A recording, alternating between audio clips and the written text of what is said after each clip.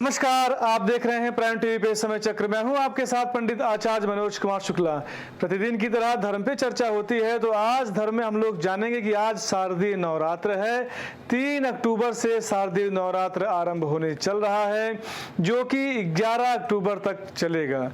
तो हम लोग जानेंगे कि इसमें इसकी पूजा कैसे करनी है, पाठ कैसे करना है, हवन विधि क्या है, ये सारी चीज आज हम इस धर्म चर्चा में जानेंगे। इस वर्ष माता पालकी पर सवार होकर आ रही हैं।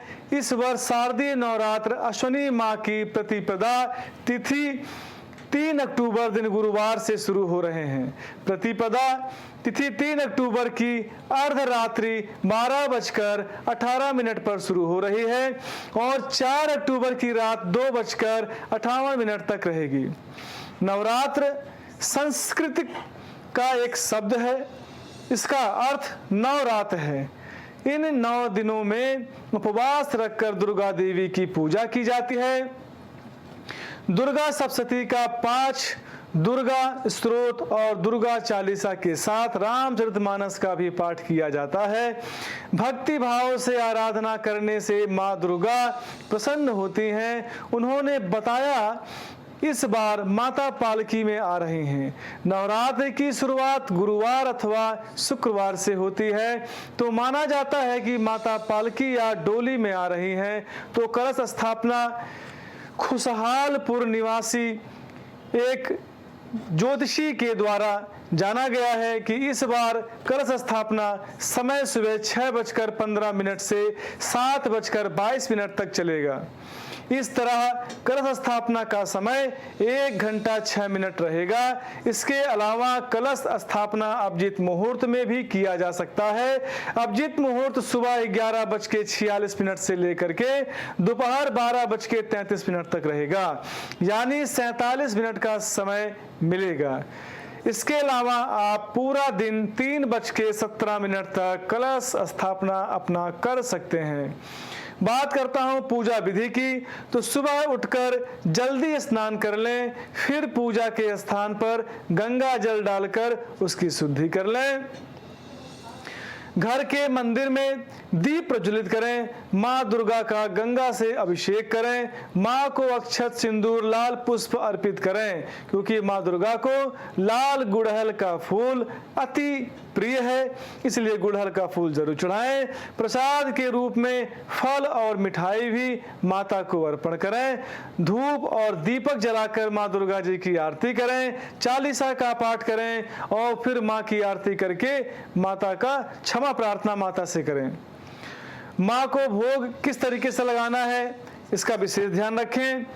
भगवान को सिर्फ सात्विक चीजों का ही भोग लगाया जाता है।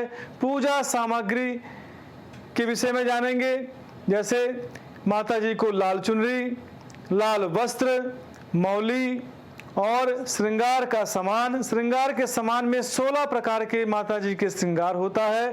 तो जैसे चूड़ी, सिंदूर, बिंदी, क्रीम, पाउडर, ये सारी चीजें मिलाकर के 16 तरीके से माता का श्रृंगार करें। माता को साड़ी का वस्त्र चढ़ाएं। दीपक प्रज्वलित करें। घी या तेल दोनों का दीपक जला सकते हैं। धूप, नारियल और साफ चावल को मिलाकर हल्दी से मिला लें। कुमकुम, फल, फूल और देवी माँ की प्रतिमा की एक फोटो, पान, सुपारी, लौंग, इलायची, ये सारी चीज भी पूजा में शामिल करें। और बतासे या मिश्री या कपूर और फल मिठाई, ये सारी चीजें माता जी के पूजन सामग्री में उपयोग होती हैं। नवरात्रि का आध्यात्मिक महत्व क्या है, ये भी मैं आपको बताऊंगा। संवत्सर वर्ष में 4 बार नवरात्र होते हैं। चैत्र, आषाढ़, अश्विनी और माघ मास के शुक्ल पक्ष की प्रतिपदा से नवमी पर्यंत 9 दिन नवरात्र कहलाते हैं।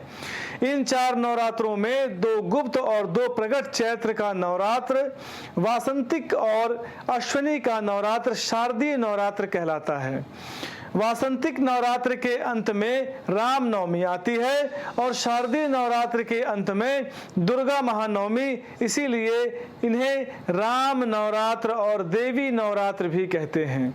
किंतु शास्त्रों की या शक्तों की साधना में शारदीय नवरात्र को विशेष महत्व दिया गया है।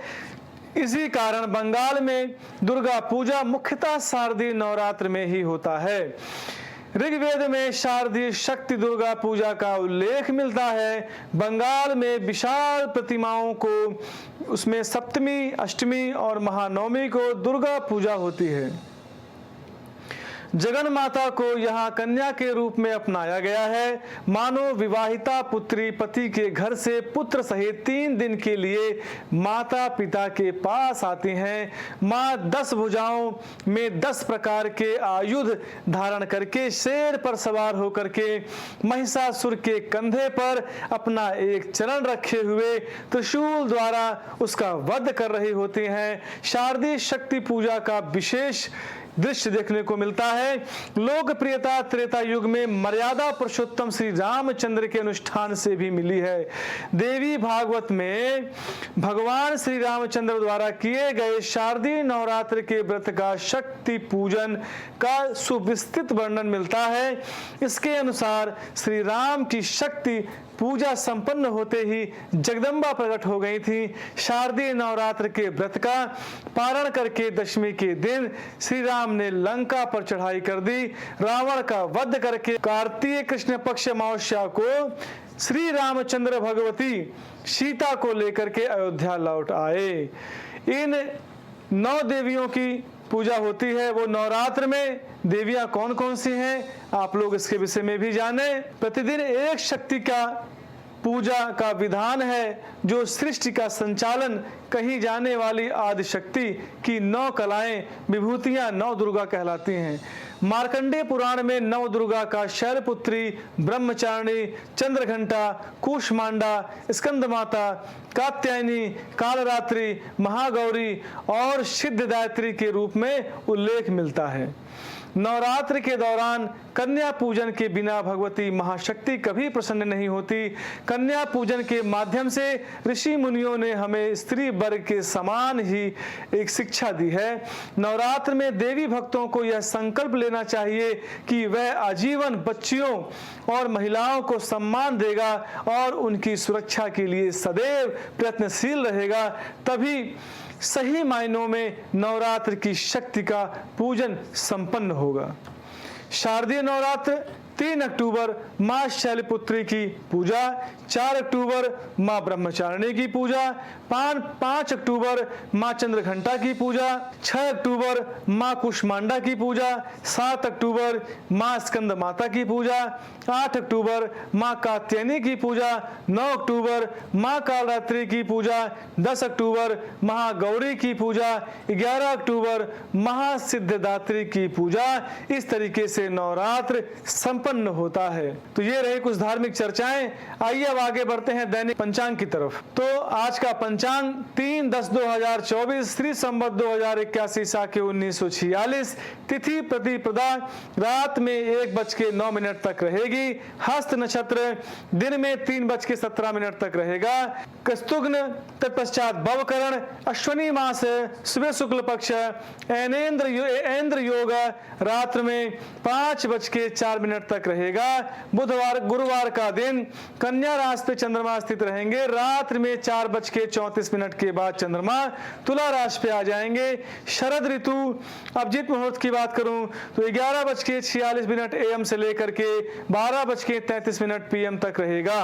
राहु काल की बात करूं तो 1:38 PM से लेकर के 3:06 PM तक रहेगा। दिशा शूल की बात करूं तो दिशा शूल आज की तरफ दक्षिण दिशा में यात्रा करना वर्जित है क्योंकि दक्षिण दिशा में दिशा शूल है। आइए अब आगे बढ़ते हैं दैनिक राशि की तरफ। तो सर्वप्रथम मेष राशि। मेष राशि का स्वामी मंगल होता है। विरोधियों के साथ समझौता हो सकता है। समाज में आपकी ख्याति में वृद्धि होगी। कार्य क्षेत्र में अधिकारियों की आज्ञा का पालन करना पड़ेगा। बेकार की बातों पर ध्यान न दें। गुड विषयों का अध्ययन करने में रुचि जागृत होगी। धार्मिक कार्यों में सहभागिता बढ़ेगी। तो बात करता हूं उपाय की। बजरंग बाण का पाठ करके यदि घर से बाहर निकलें तो आपका दिन शुभ होगा। आइए अब आगे बढ़ते हैं वृषभ राशि की तरफ। वृषभ राशि का स्वामी शुक्र होता है। आपके अच्छे व्यवहार से लोग प्रसन्न होंगे। मित्रों से अपने प्रेम की अभिव्यक्ति कर सकते हैं। सामाजिक कार्य में आपका मन लगेगा। अनावश्यक तनाव को अपने ऊपर हावी ना होने दें। विद्यार्थी आज नया सीखने का प्रयास करेंगे। आपकी सलाह से लोगों को लाभ होगा। बात करता हूं उपाय की। श्री सूक्त का पाठ करके यदि घर से बाहर निकले तो आपका दिन शुभ होगा। आइए अब आगे बढ़ते हैं मिथुन राशि की तरफ। मिथुन राशि का स्वामी बुध होता है। अपनी क्षमताओं को विकसित करने का प्रयास करेंगे। आज मित्र आपसे मिलने घर आ सकते हैं। शत्रुओं से आपको सावधान रहना चाहिए। शेयर मार्केट से लाभ प्राप्त होगा। व्यापार में नया प्रयोग कर सकते हैं। परोपकार में धन खर्च करेंगे। बात करता हूं उपाय की। श्री विष्णु सहस्त्रनाम स्तोत्र का पाठ करके यदि घर से बाहर निकले तो आपका दिन शुभ होगा। आइए बात करते हैं कर्क राशि की तरफ। तो कर्क राशि का स्वामी चंद्रमा होता है। सरकारी कार्यों में आपको काफी अच्छा लाभ प्राप्त होगा। कार्य क्षेत्र में आपको उच्च पद सौंपा जा सकता है। जीवन साथी के साथ रोमांटिक पलों का आनंद उठाएंगे। अविवाहित लोगों का विवाह तय हो सकता है। घर में कोई उत्सव हो सकता है। बात करते हैं उपाय की। शिव सहस्त्रनाम स्तोत्र का पाठ करके यदि घर से बाहर निकले तो आपका दिन शुभ होगा। आइए अब आगे बढ़ते हैं सिंह राशि की तरफ। तो सिंह राशि का स्वामी सूर्य होता है। अचल संपत्ति की खरीदारी कर सकते हैं। इष्ट मित्रों का सहयोग प्राप्त होगा। अति आत्मविश्वास के कारण नुकसान हो सकता है। परिजनों के साथ संवाद बनाकर रखें। मन का तनाव दूर होगा। जीवन में तरक्की के नए अवसर बनेंगे। दाम्पत्य संबंधों में मधुरता बढ़ेगी। बात करता हूं उपाय की। आदित्य हृदय स्त्रोत का पाठ करके यदि घर से बाहर निकले तो आपका दिन शुभ होगा। आइए आगे बढ़ते हैं कन्या राशि की तरफ। तो कन्या राशि का स्वामी बुध होता है। आपका मूड काफी अच्छा रहेगा। स्वास्थ्य संबंधी समस्याओं से छुटकारा मिल सकता है। धर्म कार्यों में मन लगेगा। नौकरी में उच्च पद प्राप्त होने की संभावना है। मनोनुकूल काम होने से आप प्रसन्न रहेंगे। कारोबार में बढ़ोतरी होने के योग बन रहे हैं। बात करता हूं उपाय की। हरी दूर्वा को पीसकर जल में मिलाकर भगवान शंकर की शिवलिंग पर अर्पण करें तो आपका दिन शुभ होगा। आइए अब आगे बढ़ते हैं तुला राशि की तरफ। तो तुला राशि का स्वामी शुक्र होता है। निरर्थक कार्यों में समय बर्बाद होगा। आपकी सोच के अनुसार काम नहीं होंगे। विद्यार्थियों को एकाग्र में कमी महसूस होगी। माता पिता के स्वास्थ्य की चिंता हो सकती है। दवाइयां आपको धन खर्च करा सकती हैं। क्रोध पर नियंत्रण रखें। बात करता हूं उपाय की। केसर का तिलक लगाकर यदि घर से बाहर निकलें तो आपका दिन शुभ होगा। आइए अब आगे बढ़ते हैं वृश्चिक राशि की तरफ। वृश्चिक राशि का स्वामी मंगल होता है। परिस्थितियों में धीरे धीरे सुधार आएगा। पुराने मित्रों के माध्यम से आर्थिक सहयोग प्राप्त होगा। कर टैक्स या शैली में बदलाव ला सकते हैं। आपके ऊपर से काम का दबाव कम होगा। कला जगत से जुड़े लोगों को सम्मान प्राप्त हो सकता है। आय की स्थिति मजबूत रहेगी। बात करता हूं उपाय की। श्री हनुमान चालीसा का पाठ करके यदि घर से बाहर निकले तो आपका दिन शुभ होगा। आइए अब आगे बढ़ते हैं धनुराशि की तरफ। धनुराशि का स्वामी गुरु होता है। परिवार के लोगों को आप समय देंगे। स्वास्थ्य समस्याओं में सुधार होगा। वैवाहिक जीवन का तनाव दूर होगा। काम करने के तरीके में बदलाव ला सकते हैं। आपके आत्मविश्वास में वृद्धि होगी। बात करता हूं उपाय की। गजेंद्र मोक्ष का पाठ करके यदि घर से बाहर निकले तो आपका दिन शुभ होगा। आइए अब आगे बढ़ते हैं मकर राशि की तरफ। तो मकर राशि का स्वामी शनि होता है। राजनीतिक विषयों पर ज्यादा बहसबाजी ना करें। विवादित मामले उभरने की आशंका है। उधार दिया हुआ धन फंस सकता है। उच्च शिक्षा के लिए विदेश यात्रा कर सकते हैं। घरेलू खर्चों में वृद्धि होगी। कोई महत्वपूर्ण काम पूर्ण हो सकता है। तो बात करता हूं उपाय की। शनि चालीसा का पाठ करके यदि घर से बाहर निकलें तो आपका दिन शुभ होगा। आइए अब आगे बढ़ते हैं कुंभ राशि की तरफ। तो कुंभ राशि का स्वामी शनि होता है। स्वास्थ्य कमजोर रहने की संभावना है। पेट में जलन महसूस हो सकती है। शाम के समय जीवन साथी के साथ डिनर के लिए जा सकते हैं। शत्रु पक्ष को कमजोर आंकने की गलती ना करें। घर में साफ सफाई का ध्यान रखें। बच्चों की परेशानियों को समझें। बात करता हूं उपाय की। ओम नमः शिवाय की एक माला जाप करके यदि घर से बाहर निकले तो आपका दिन शुभ होगा।